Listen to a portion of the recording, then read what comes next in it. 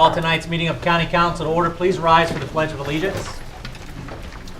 I pledge allegiance to the flag of the United States of America and to the republic for which it stands, one nation, under God, indivisible, with liberty and justice for all. Please take your seats.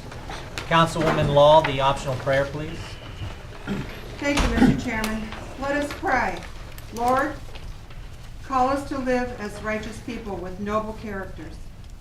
We do not want to fall short in our duties as leaders. There is good within us, let it shine. We wish to do what is right and not take the easy road to the end. Lord, teach us to lead with righteousness and with compassion, that we might do good for our county. Amen. Thank you, Councilwoman. Roll call, Mr. Smith. Mr. DiMatteo. Here. Mrs. Fatico. Here. Dr. Faust. Here. Mr. Leone. Mrs. Law. Here. Mr. Horton. Here. Chairman Brenneman. Here. Okay, Councilwoman Law, since we are on our on the road summer schedule and we are in your district, would you please We are. Thank you. yeah, Thank you, provide Mr. us with a Chairman. welcome, please? Yes, this is my district. This is Pleasant Ridge Manor West. And I'd like to welcome everybody for being here tonight. And I hope you enjoy our meeting. It's going to be maybe a tad bit longer. We've got some discussions. There's a Boy Scout troop in the back here, and it's 146 from the Fairview. And they're here tonight to work on a citizenship in the Committee of Merit, Community Merit Badge Requirements. And I'd like to welcome them. Thank you for coming. And feel free at the end to ask questions when it's all over with, and grab one of us or whatever questions you might have that went on during the meeting that you might have. Just feel free to grab us and ask. Thank you. And thank you for coming. Thank you, Councilwoman. I believe you also have a citation you wish to present. I do too. I would like to honor the Fairview High School First Robotics Team 156 RPM. This is Robotics Plus Mayhem. They earned a coveted spot in the World Championships in St. Louis, where they competed against the best teams from across the United States and the world. As one of the members of the team, they stated, robotics has helped them learn a variety of skills, including teamwork, leadership, time management, problem solving, and commitment. They discovered and developed a passion for hard work and working with others. And I'd like you to come up here, if you would, right over here.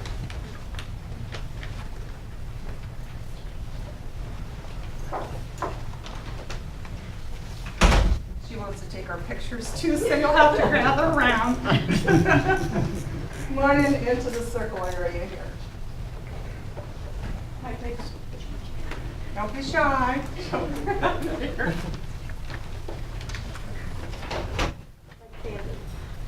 Okay, and when you accomplish something the way these people have here, there's hours and hours and hours put into this, and a lot of time and effort as to what these people have accomplished. And the county wants to give you a citation, and they've all signed, all of county council has signed it with pride, and thank you so much for what you've accomplished here. Now, she would like to take your picture. Okay, you need to scoot them together at all? The one in the blonde I can't see.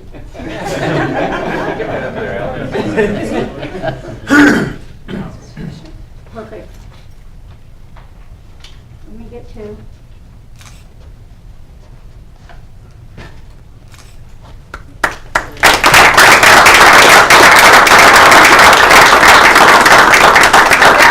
I've asked this lady here to tell us a little more about this. So would you please tell them? Sure. My name is Roberta Bocic. I'm one of 10 volunteer mentors that works with the robotics team. We've been at Fairview High School now for 7 years. What is really nice about our group is that they learn how to run basically a business. We do a business plan, we do our own marketing, and of course we do engineering, we do CAD, we do programming. I have students that are writing essays, we do presentation skills, and a lot of public speaking. So it's It is like a real world business that these students do. We actually are one of about 3,500 teams worldwide. We competed in 2 major events, one in Pittsburgh and one up in Cleveland, and we actually were on the alliance that won the Cleveland competition. We built 120-pound robots in 6 weeks. Worldwide, usually the first weekend in January, we figure out what the actual event is going to be, and then we have 6 weeks to get that robot done, and it's actually put in a big Ziploc bag with a tie on it so nobody can take and touch their robot until it is time to actually compete with it to make it fair to everybody. We have competed with teams from China. We have competed with teams from numerous states such as New York, Detroit, Michigan, lots of teams from Detroit, Michigan. It's a big area up there that they have a lot of FIRST robotics team. We are one of, I believe it's 4 other teams in the Erie County region that actually competes in this competition. And it's really a life-changing event for all of these students because most of these kids here, they not only, they participate in robotics, which entails probably about 500 hours in a year, which is a lot of hours, yes, a lot of hours. But they also, I have swimmers, I have our future scientists here. I have, if you name a sport, I probably have a student on our team that is doing that. So it teaches them a lot of time management. I have kids that they're taking AP courses, honors courses. I have kids that are in the Erie County Tech School. So we represent everybody who might be going to an Ivy League to someone who's going to enter the workforce right away as soon as they leave. So it's a great opportunity for all these students to be in. And they do work like a family, and if something comes up short, they work together. This is only part of my team. We graduated quite a few. We actually have 47% of our students are female. So that's a really good thing and we call ourselves STEAM and not STEM because we do put that art portion into our program because they are a very creative group. So very good kids. We really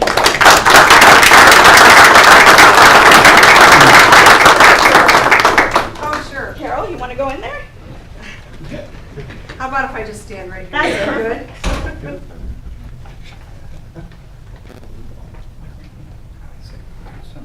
One more. Yay. Thank you so much. Thank you so much for coming. Thank you. Thank you. All right.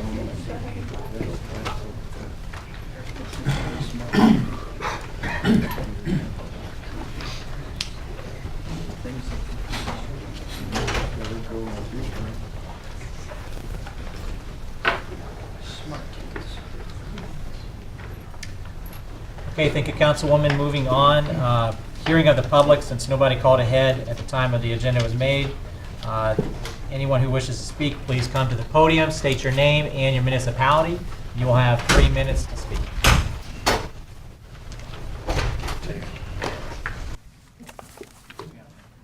We have to stand in line because we'll get to everybody, don't worry. Okay. Who wants to speak, we'll speak. Oh, okay. Good evening, Council. My name is Joel Miller, and I've been a landlord in the county since 1978, and I am the president of the Apartment Association, which is the professional organization for landlords in Erie, Crawford, and Warren counties. And I'm here to just make some comments about the proposed changes that the HRC is petitioning you to put your blessing on regarding requiring landlords to not take into consideration the criminal record of applicants for the apartments. Basically, I just have 2 comments to make, and that is that, number one, this is not necessary for any legislation or rules at the local level, and number 2, it's sort of an egregious thing to ask the landlords to do, as well as an unfair thing to subject the tenants to. So back to my first comment, we don't need anything on the local level because we already follow federal guidelines, particularly from HUD, that came down a few years ago regarding the consideration of criminal records. There would be no reason to try to, tool with those on the local level. Now, granted, the guidelines, which I have a copy of in front of me, and I'm going to leave a copy for all of you to consider, deal primarily with not considering arrest records as opposed to convictions, because there was some abuse there where landlords were summarily rejecting applicants because of arrests and not necessarily convictions.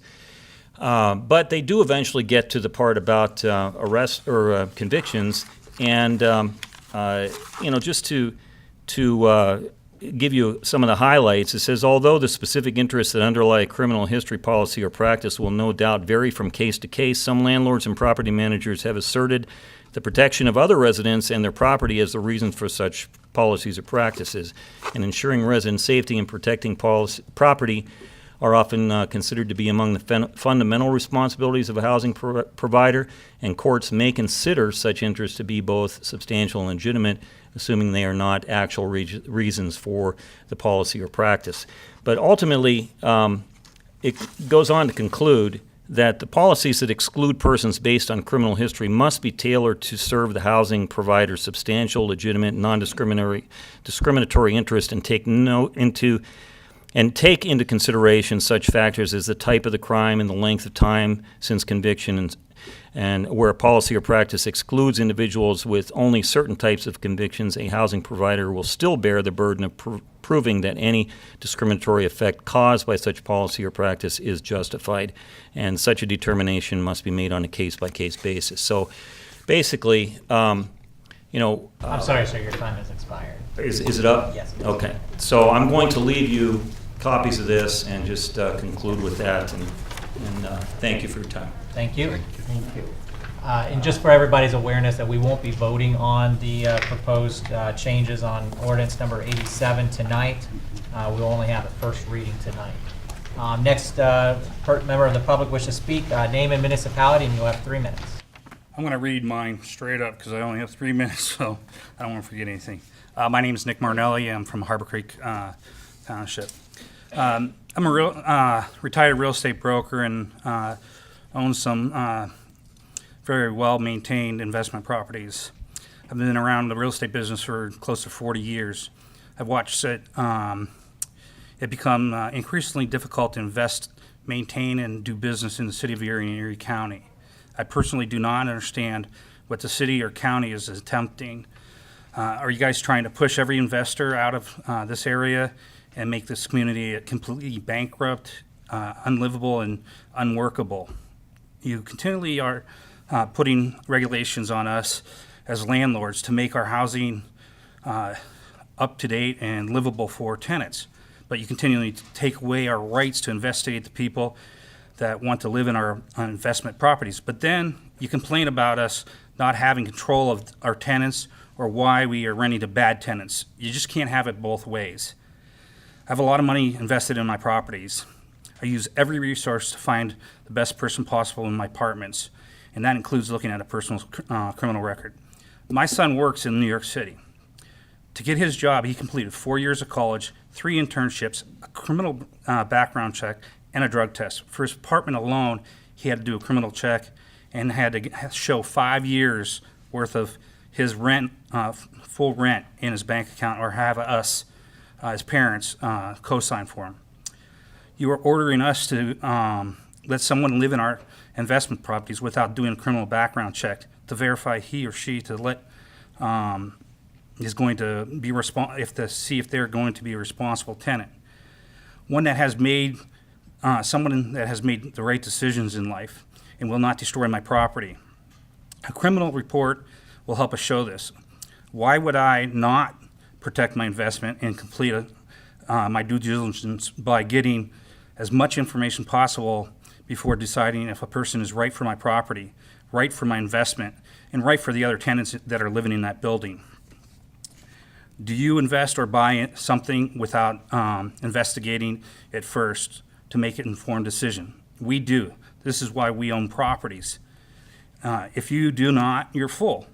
Unless you own investment properties, you do not really know what we will go through if we do not have this resource. It'll make our jobs even harder, worse for everyone involved. We as property owners already must deal with paying for repairs after bad tenants leave have destroyed our properties, causing thousands of dollars of damages, having no recourse to recover our money spent. One of the ways we try to prevent this from happening is performing criminal background checks, along with several other checks like credit checks, income verification, and other housing references. The gender and income source, nobody cares about that. That's fine. Thank you, sir. Is that it? Your time, yes, sir. Just one last thing. You almost got just there. so you know. I'm sorry. There's a PA law that says tort that is against that and puts big-time liability on us landlords if you put this in place. I sent every one of you a copy of that. Yes, it was in the email. So that's something you need to consider. It's unfair to us. Next person from the public, name and municipality. And Good evening. My name is Michael Borland. I'm from Platia Borough.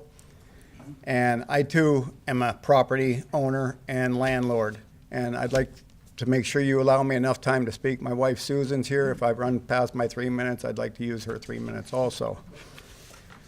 My wife and I have worked hard in Erie County to accumulate what we have. We have several rentals and we keep them nice, and we have nice families in all our rentals. We have a multiplex with 4 units. Most of my renters have children. If a potential tenant's background check comes back with a sex crime, they are on the sex offenders list. There is no way I'm going to let them live there. If I did, all of my other tenants would say I put their children in an unsafe condition, break their leases and leave. Good luck getting other tenants to fill these units ever again with somebody like that living in a neighborhood. If someone was convicted for running a meth lab, there's no way I am renting to them. That would be foolish, risking my property and my livelihood. If that tenant blew my house up or was arrested for cooking in there, I'm stuck with the damage and repairs. I wouldn't be surprised but what my insurance company refuses to pay because I knowingly rented to that person. I don't care if someone pays their rent with SSI, disability pension, unemployment, paycheck from a job, cash, as long as it's legal. I'm good with that. I will not let someone sell illegal items or stolen property, do prostitution, chop cars, etc. from my homes. So if someone has a criminal record for any of these things, I should be able to decide with my own gut feeling whether I want to risk them. I do not need any more government involvement in our business and our private lives. We have plenty of that already. I'm a displaced worker from GE. We're struggling as it is now. I'm going to school full time, and I got an email notifying me of this ordinance that you people are talking about putting through. It is my wife's wishes and mine, and I'm sure everybody else from the apartment association that I belong to, that you table this or vote it down. We don't want any part of it. Thank you. Thank you, sir. You completed that in actually 2 minutes. Sir. So that was 2 minutes. I want his wife's 3 minutes. Name it. Unfortunately, we don't have banking of time here. Name and municipality, and you have 3 minutes, sir. Pete Klashewski, Washington Township. I'm not a landlord, but I have rentals on either side of me, and I'm a voter. Gender equality, so be it. You know, I think we're at a point in time in America where we can look past some of that stuff. Agree or disagree, we can look past that. Income, you know what, if it's legal income, so be it. Criminal history. Again, I have rentals on either side of me. I also have 3 children, ages 14, 6, and 2.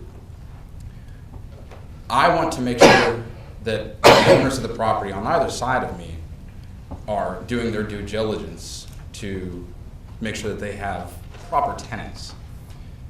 A landlord has a responsibility to his property, to his investment, but to his other tenants, if it's a multi-residential, and to his neighbors. I also understand that, you know what, if somebody committed a crime 10, 20 years ago, and they have clear evidence that, you know, they've reformed themselves, they've become a productive member of society, that, you know, maybe we can look past that. You know, you've shown that, you know, you've paid your debt, you've given back. But with this little thing that slipped into this ordinance here, you're taking that right away from that landlord. that is simply that's all it is. It's up to that landlord to say, you've proven yourself. But when you take that right away, there's no way of him knowing if that crime was committed 20 years ago when he reformed himself, or if he committed that crime last week, and now he's living next to your children. Mr. Brenneman, you have children yourself, and I would assume that you don't want somebody who committed a violent felony next to you with your children. And I think most of us here would feel that same way if we have loved ones living in that area. We're getting too much to a point where we tend to think and make laws and decisions with our heart, okay? We should have a heart, but first and foremost, when we're making ordinances, when we're making laws, we need to use common sense first. You need to have a combination of both, but common sense needs to, take that precedence over thinking with our hearts. So I would urge, as a voter, I would urge all of council to really take this into consideration and think, well, maybe we need to remove a certain portion of this amendment. That's all I have to say. Okay, thank you, sir. Anyone else from the public wish to speak? Okay, state your name and municipality, and you have 3 minutes. Sandra Franco, Erie County. First and foremost, I wasn't able to find a copy of anything that was being proposed here tonight. Everything that I saw was hearsay. I think it's important that we have the ability to look this stuff up so that we can see what affects us. I don't know if there's a special place. I just don't know about it. I did do some research to try to find it out, but I was unsuccessful. The second thing I want to point out is HUD. We all operate under HUD guidelines as far as landlords. And under HUD guidelines, there are 9 pages of prerequisites to obtain tenant screening for HUD housing. Of those 9 pages, it details in specifically the tenant screening, income, and familial composition. Currently, as an investor in Erie, I abide by all of these rules. So I don't find any reason for us to have any kind of local ordinance that's different, other than the fact that it would be confusing. And I think that we already covered all the topics that this proposed hearsay proposal is entailing. So I just don't see where it's something that we could possibly even use when it's already been addressed federally. And that's all I have to say. Okay, thank you. I apologize if you had some difficulty finding it. Our agenda items are available on the website under County Council and under Agenda.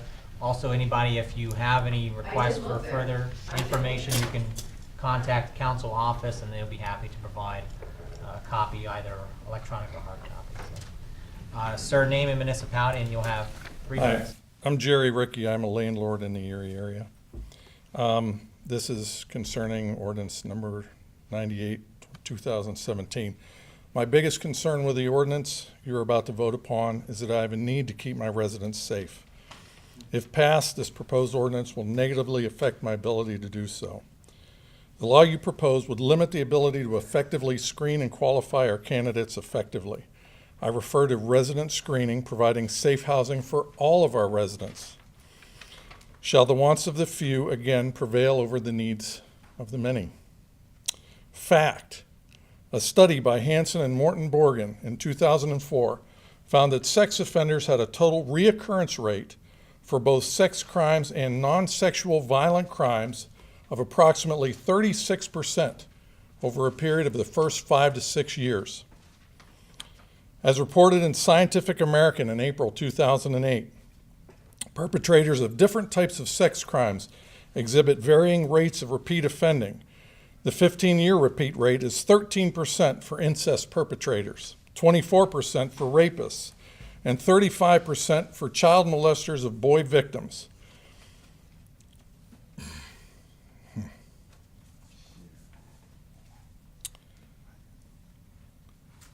That is over 1/3 of individuals that commit this crime will commit it again within our neighborhoods. We are a republic. We vote individuals into office to vote on our behalf. I'm going to go off key here a little bit. Nixon and Congress were influenced in 1972 to take our money off the gold standard. They created a currency, knowing that every currency in the world has failed. Every one in human history has failed. We now have a currency. It's no longer money. It looks like money, it works like money, but it's not money anymore.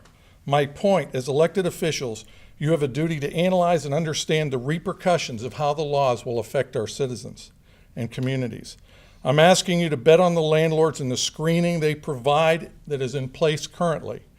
That screening shall allow them to continue to screen applicants to keep their residents and neighborhoods safe. I have on a number of occasions put people that have been incarcerated into my rental properties. They have proven themselves, as the gentleman referred to earlier. I pray you will allow me and other landlords to continue to do our job. Remember the facts. Within 5 to 6 years, over 1 in 3 sexual predators will commit that same crime again. Okay, thank you. Anyone else from the public wish to speak? Anyone else from the public wish to speak? Anyone else from the public wish to speak? Okay, seeing none, moving on. Mr. Chairman, move to approve the minutes of the August 22nd regular meeting. I second. Moved by Dr. Faust and seconded by Councilman Horton. Any discussion? Roll call? On the minutes, Mr. DiMatteo. Yes. Mrs. Fatika. Yes. Dr. Faust. Yes. Mrs. Law. Yes. Mr. Horton. Yes. Chairman Brenneman. Yes. Reports of county officials. As there is no report from the county executive tonight, we'll move on to Finance Committee. Mr. Horton. Thank you, Mr. Chair. The Finance Committee met last Thursday, August 31st, and we agreed to place the following items on the agenda, which would be Ordinance 85, 86, 87, and Resolution number 34. Well, if you're following along on your agenda, it would be under new business. It would be items A, B, C, and F. And that concludes my report, Mr. Chair. Thank you, Councilman. Personnel Committee, Councilwoman Fatika. The Personnel Committee met on Thursday, August 31st, and we agreed to put ordinances number 88, ordinance number 89 on the agenda, as well as appointments that are on the agenda listed as G and I. And that concludes my report. Thank you, Councilwoman. Moving on to other reports of council, Councilwoman Fatika. Yes, on August 23rd, I attended the Erie Regional Airport Authority meeting. And over several meetings, there has been an ongoing conversation concerning the lack of a paved taxiway for Hangar 20. As it now exists, at least 4 months out of every year, there's no runway access from Hangar 20 due to weather. And in addition to limiting airport income as a result of planes not having this access, my immediate concern is actually the inability of emergency vehicles and first responders to reach Hangar 20. One of the members of the Hangar 20 unit has agreed to pave the taxiway for the cost of the asphalt alone, and the authority at that meeting did vote to explore options for funding the project, and that concludes my report, Mr. Chairman. Thank you, Councilwoman. Moving on, there is no items under old business, so we'll be moving on to new business. Mr. Chairman, before we get to new business, could we amend tonight's agenda and add items I and J? Item I would be the appointment of, I lost my note here, I apologize. Mrs. Fresina? Ms. Fresina to the OC Live Board, and item J would be the addition of a resolution regarding the right to work issue that has been bandied about here lately. We have a motion by Dr. Faust. I second. Seconded by Councilman Horton. Any discussion? Roll call? On the motion, Mrs. Fatika. Yes? Dr. Faust. Yes. Mrs. Law. Yes. Mr. Horton. Yes. Mr. DiMatteo. Yes. Chairman Brenneman. Yes. For those in the audience, just to let you know that items that are a first reading, we do not vote on. Items that are a second reading, we do vote on. And what we just did is we moved some items that came on our agenda as a first reading. We moved them to a second reading. Therefore, we can then vote on. I forgot that. So I gotta do We. that now. Or you moved, I'm sorry. Yeah, We good. added items to the agenda. I'm sorry. Yes, thank it was an error. I also, could we move to further amend tonight's agenda, Mr. Chairman, to make second readings of ordinances number 85, 86, 88, and 89? Moved by Dr. Faust, Second. second by Councilman Horton. Any discussion? Roll call on the motion. Dr. Faust, Yes. Mrs. Law, Yes. Mr. Horton, Yes. Mr. DiMatteo, Yes. Mrs. Fatika, Yes. Chairman Brenneman. Yes. Moving on to item A, second reading of ordinance number 85 in title only. A second reading of ordinance number 85, 2017, first 2017 debt service fund budget, supplemental appropriation of $23,703,595, and creation of line items for 2017 GO bond issue. So moved. Moved by Dr. Faust, Second. second by Councilman Horton. Any discussion? Mr. Chairman, just Dr. quickly, Faust. for those that may not have it in front of them, this saves the county $2.5 million, so it's a wise investment. Any other discussion? Roll call. On ordinance number 85, Mrs. Law, Yes. Mr. Horton, Yes. Mr. DiMatteo, Yes. Mrs. Fatika, Yes. Dr. Faust, Yes. Chairman Brenneman. Yes. Second reading of ordinance number 86 in title only. A second reading of ordinance number 86, 2017 Children and Youth Services Fund budget, revised revenue of $163,650, and creation of a line item. So moved. Second. Moved by Dr. Faust and seconded by Councilwoman Fatika. Any discussion? Roll call. On ordinance 86, Mr. Horton, Yes. Mr. DiMatteo, Yes. Mrs. Fatika, Yes. Dr. Faust, Yes. Mrs. Law, Yes. Chairman Brenneman. Yes. First reading of ordinance number 87 in title only. A first reading of ordinance number 87, 2017, amendment to ordinance number 97, 2016, Erie County Human Relations Commission. Second reading of ordinance number 88 in title only. A second reading of ordinance number 88, 2017 Children and Youth Services Fund budget, revised expenditures of $9,044 for change of intake department position. So moved. Second. Moved by Councilman Horton, seconded by Councilwoman Fatika. Any discussion?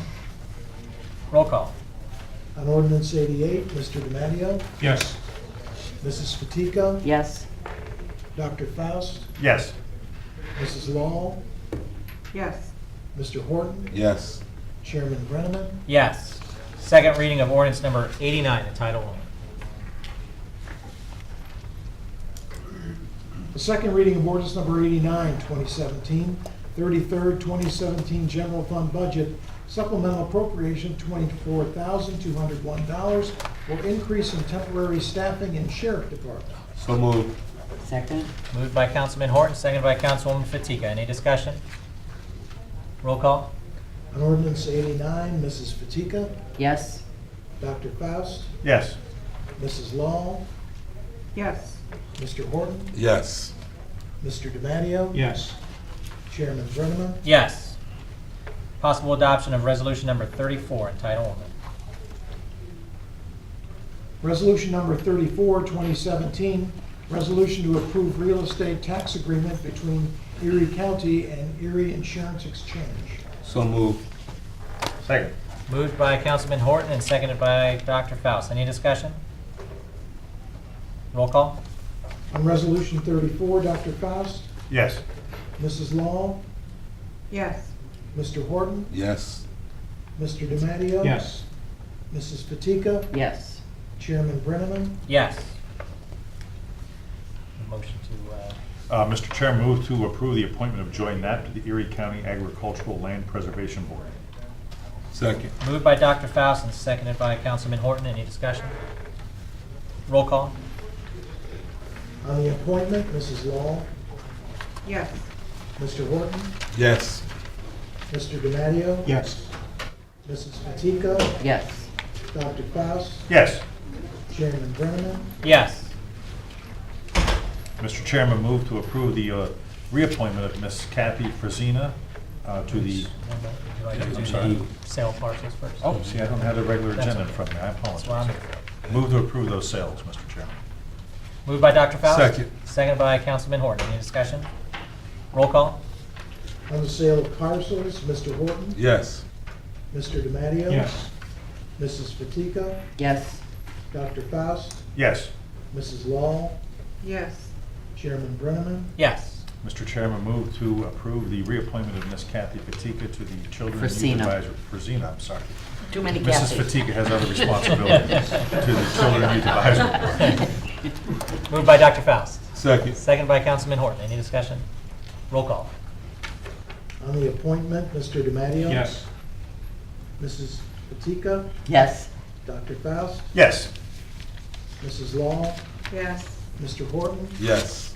Chairman Brenneman. Yes. Possible adoption of resolution number 35 in title only. Resolution number 35, 2017, in opposition to right-to-work legislation. So moved. Moved by Second. Dr. Faust, seconded by Councilman Horton. Any discussion? Mr. Chairman, Mr. DiMatteo. well, I appreciate, and I mean this sincerely, the chairman's initiative to write this right-to-work in opposition to right-to-work legislation. As it stands right now, we really have no right-to-work legislation that stands before us. And I know it has been discussed in the community, and there was an editorial and some other things in the newspaper recently concerning that.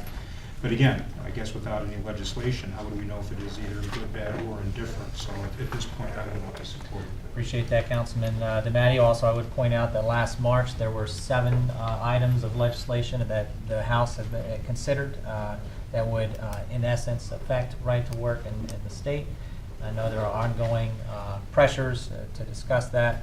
I think personally, under any circumstances, I haven't seen any version of right to work that I would be in favor of, and that's just my own personal take. Councilman Horton. Mr. Chair, thank you. I offer up my sincerest appreciation for you drafting this resolution.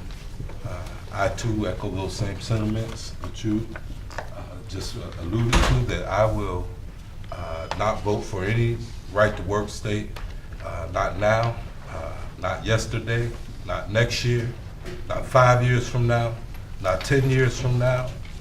I suggest to you that it will be a cold day and you know where before I support a right-to-work state in the Commonwealth, in the county, in Erie County, where the median income currently sits at right around $20,000, where we have some of the poorest children in the United States.